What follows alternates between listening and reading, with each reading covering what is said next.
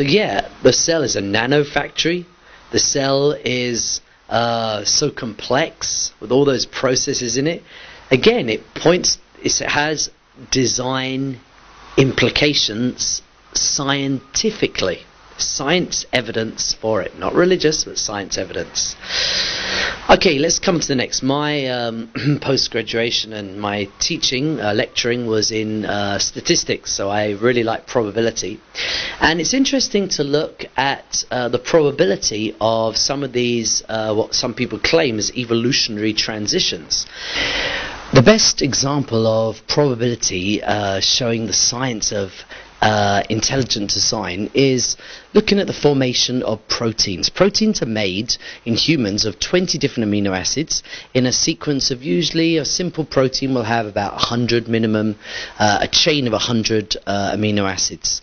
Now, for these proteins to be functional, useful, to do what they're meant to do, you can't just have any old amino acids. Science has shown that they have to be in the exact order. It's the order that determines their functionality, and if they're changed, they don't work. Now, just think of the chances of these 20 different amino acids being in the right order. Well, the chance of the first one being right is 1 in 20. The second one, 1 in 20 squared, or 1 in 400. The third one, 1 in 20 to the power of 3.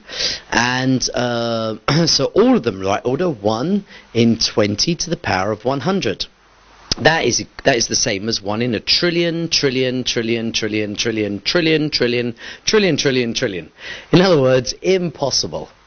There's got to be a place where you say, well, that's just, while doing all those processes and getting that, something else will come in and mess it up. It's just impossible. Just like the faces carved out the rock, it's impossible for the wind to do it. It's not just very, very, very unlikely. It goes beyond improbable. There has to be a cut-off point. Even scientists accept that such a remote possibility is impossible. And there has to be another scientific explanation. Now, prior to 1950s, when Watson and Crick discovered the double helix of DNA, there was a theory called chemical predestination. And actually continued after the discovery of DNA, but they didn't fully understand the operation of the DNA to sequencing the amino acids. But they felt that there was some form of attraction between the amino acids which would cause them to go into this specific chain which causing functionality.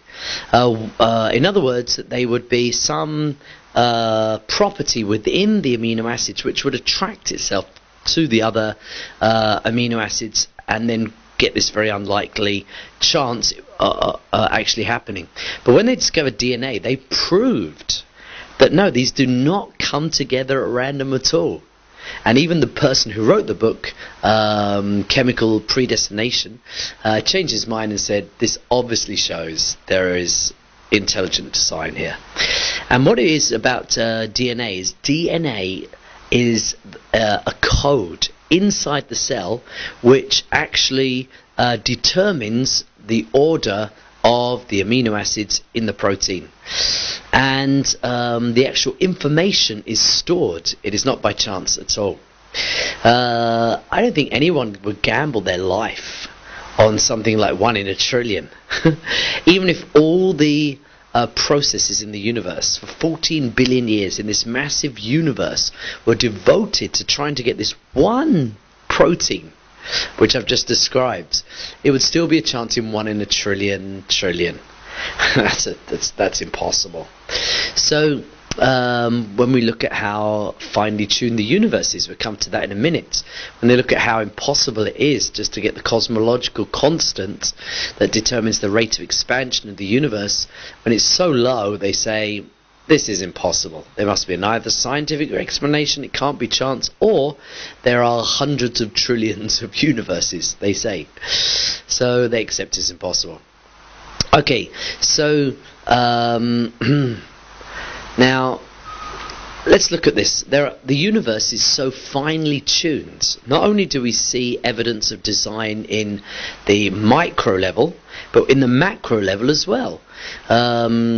the constants, if they were changed in one part in a million, life would be impossible. The same with speed of light, Planck's Newtonian gravitational constant, cosmological constant. If a tiny change, the universe couldn't exist. The universe structure couldn't exist. The universe is finely tuned.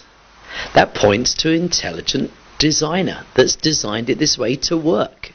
When confronted with this, as I mentioned just before, the atheists say, yeah, we have to agree this is impossible, so therefore they suddenly decide that they want to assume there are a billion universes to make this probability reasonable and open to chance. So we don't want to believe in a designer, but we're okay with suddenly believing in a billion universes, though there's no evidence whatsoever scientifically. Now, if you want to believe that, that's fine, but don't call that science. Don't call that science. And don't teach it as an exclusive scientific theory. In every university, I always challenge the biologists, paleontologists, cosmologists, to a debate on intelligent design versus evolution, and be really interesting debate.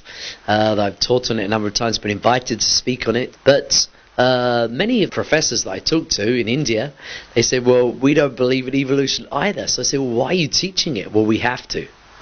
So, you should ask your science teacher, sir, do you actually believe this?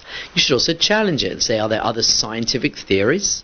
I don't think that it's science shows evolution and religion shows intelligent design. No, I think the most scientific theory, looking at the finely tuned universe, the probabilities of structured life, the fossil records, complexity of a cell, the most scientific explanation is design by an intelligent being.